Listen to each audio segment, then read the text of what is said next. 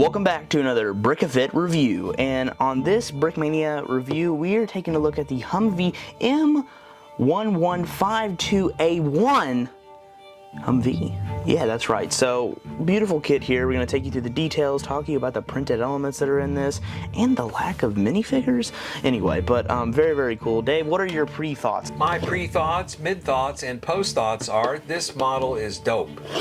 The color scheme, the camo printing, the printed elements just elevate this model to a high level in my estimation. Yes. Mine helms deep there in the back, but here we go. We're looking at the Brickmania HUMVEE M1151A1 4x4 cargo carrier.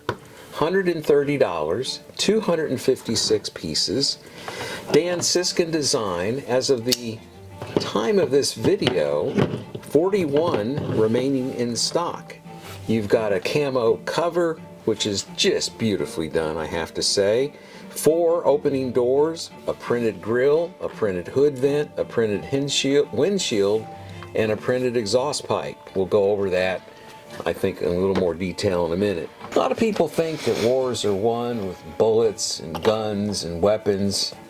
They help. But my young Padawan, wars are actually won, and it has been said many times, by vehicles that move munitions and men. And when it comes to moving arms, armament, and troops, there is no equal to this HUMVEE right here. 1982, the Pentagon gave AM General, an American-owned and operated company, $1 billion to design and produce 55,000 of the original HUMVEEs.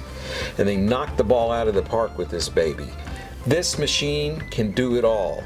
It can haul men and supplies. It can provide ambulance services.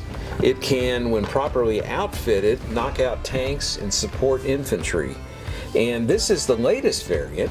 It's beefed up with some extra special armor, and it's also capable of having several additional weapon systems added onto it.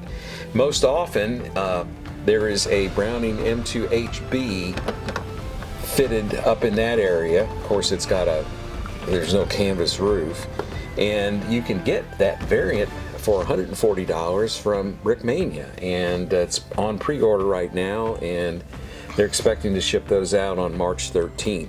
This is a machine, in short, that can go anywhere, do anything, and pretty much do it forever, because they're built to last. That, my young friend, are my thoughts on the HUMVEE. I want one real bad.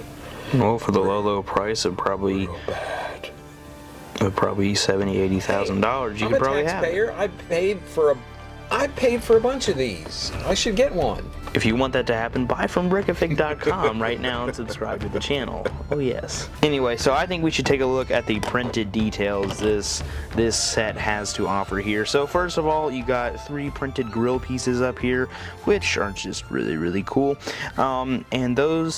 And then also, my favorite printed piece here, the exhaust pipe. Look at that rust that's built up. I mean, oh yeah, that is nice. Sand or both.